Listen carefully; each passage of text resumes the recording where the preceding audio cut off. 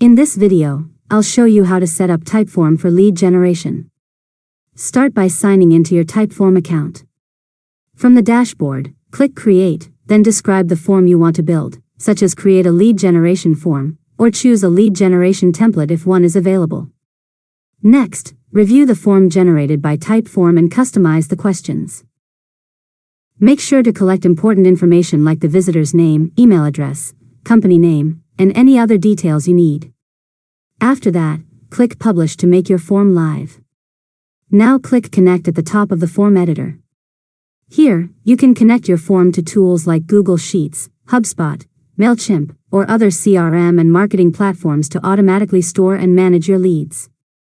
Next, return to your form and click Share to copy the form link or choose Embed in a web page if you want to add it to your website.